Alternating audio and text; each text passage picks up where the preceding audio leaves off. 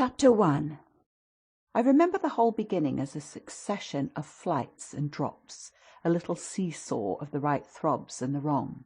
After rising in town to meet his appeal, I had at all events a couple of very bad days, found myself doubtful again, felt indeed sure I had made a mistake. In this state of mind I spent the long hours of bumping, swinging coach that carried me to the stopping place at which I was to be met by a vehicle from the house. This conveyance, I was told, had been ordered, and I found, toward the close of the June afternoon, a commodious fly in waiting for me. Driving at that hour on a lovely day through a country to which the summer's sweetness seemed to offer me a friendly welcome, my fortitude mounted afresh, and, as we turned into the avenue, encountered a reprieve that was probably but a proof of the point to which it had sunk. I suppose I had expected or had dreaded something so melancholy that what greeted me was a good surprise. I remember as a most pleasant impression the broad clear front, its open windows and fresh curtains, and the pair of maids looking out. I remember the lawn and the bright flowers and the crunch of my wheels on the gravel, and the clustered tree-tops over which the rooks circled and cawed in the golden sky. The scene had a greatness that made it a different affair from my own scant home, and there immediately appeared at the door with a little girl in her hand, a civil person who dropped me as decent a curtsy as if I had been the mistress or a distinguished visitor. I had received in Harley Street a narrower notion of the place, and that, as I recalled it, made me think the proprietor still more of a gentleman, suggested that what I was to enjoy might be something beyond his promise. I had no drop again till the next day, for I was carried triumphantly through the following hours by my introduction to the younger of my pupils. The little girl who accompanied Mrs. Grose appeared to me on the spot a creature so charming as to make it a great fortune to have to do with her. She was the most beautiful child I had ever seen, and I afterward wondered that my employer had not told me more of her. I slept little that night. I was too much excited, and this astonished me too, I recollect, remained with me, adding to my sense of the liberality with which I was treated. The large impressive room, one of the best in the house, the great state bed as I almost felt it, the full figured draperies, the long glasses in which, for the first time, I could see myself from head to foot, all struck me, like the extraordinary charm of my small charge, as so many things thrown in. It was thrown in as well from the first moment that I should get on with Mrs. Grose in a relation over which, on my way in the coach, I fear I had rather brooded. The only thing indeed that in this early outlook might have made me shrink again was the clear circumstance of her being so glad to see me. I perceived within half an hour that she was so glad. Stout, simple, plain, clean, wholesome woman as to be positively on her guard against showing it too much. I wondered even then a little why she should wish not to show it, and that, with reflection, with suspicion, might of course have made me uneasy.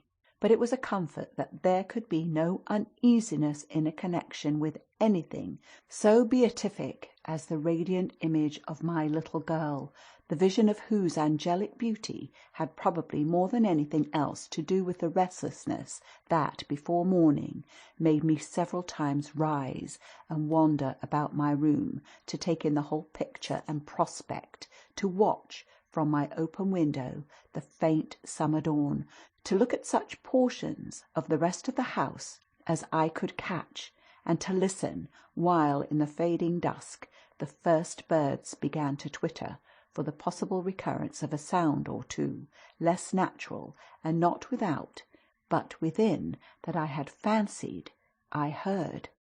There had been a moment when I believed I recognized, faint and far, the cry of a child.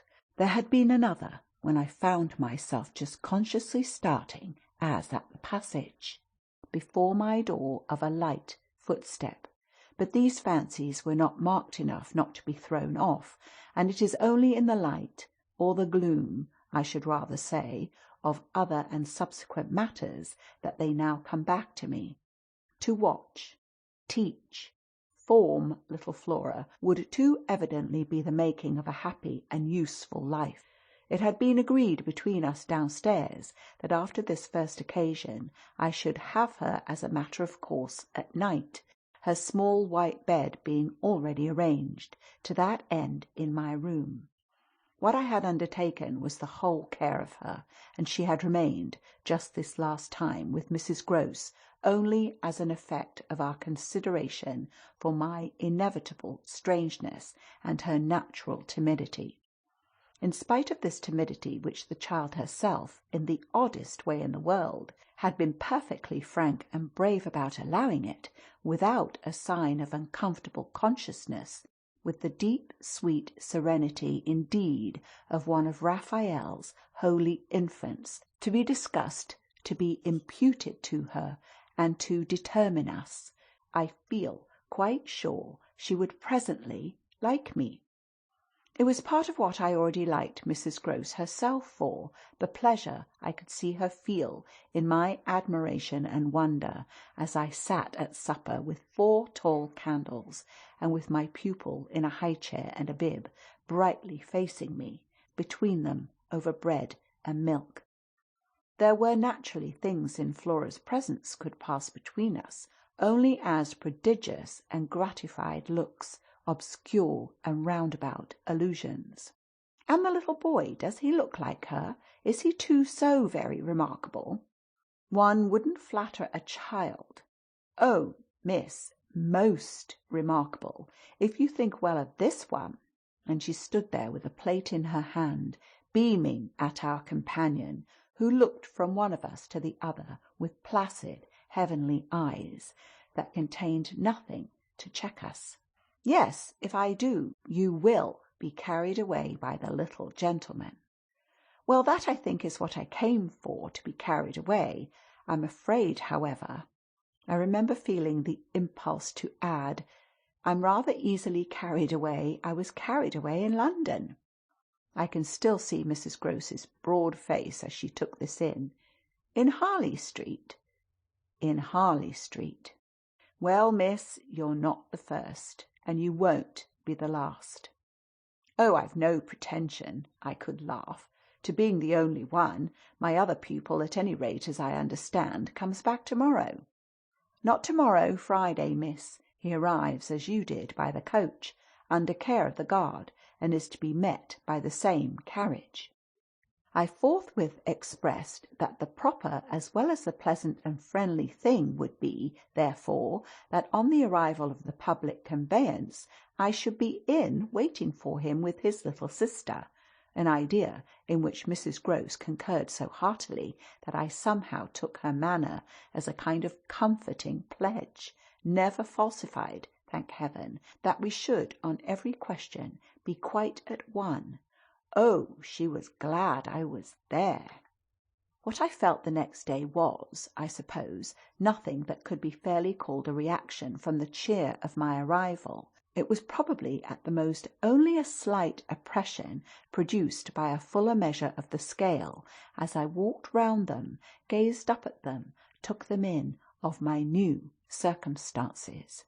They had, as it were, an extent and mass for which I had not been prepared, and in the presence of which I found myself, freshly, a little scared as well as a little proud.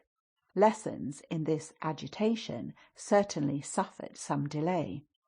I reflected that my first duty was, by the gentlest arts I could contrive, to win the child into the sense of knowing me.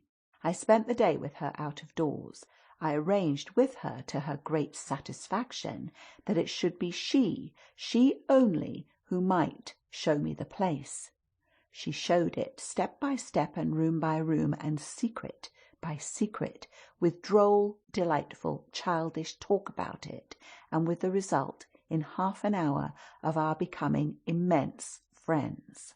Young as she was, I was struck, throughout our little tour, with her confidence and courage, with the way, in empty chambers and dull corridors, on crooked staircases that made me pause, and even on the summit of an old machicolated square tower that made me dizzy. Her morning music, her disposition to tell me so many more things than she asked, rang out and led me on. I have not seen Bly since the day I left it, and I dare say that to my older and more informed eyes it would now appear sufficiently contracted. But as my little conductress, with her hair of gold and her frock of blue, danced before me round corners and pattered down passages, I had the view of a castle of romance, inhabited by a rosy sprite, such a place as would somehow, for diversion of the young idea, take all colour out of storybooks and fairy tales. Wasn't it just a storybook over which I had fallen a doze in a dream? No, it was a big, ugly, antique, but convenient house, embodying a few features of a building still older, half replaced and half utilised, in which I had the fancy of our being almost as lost as a handful of passengers in a great drifting ship. Well, I was, strangely, at the helm. End of chapter 1.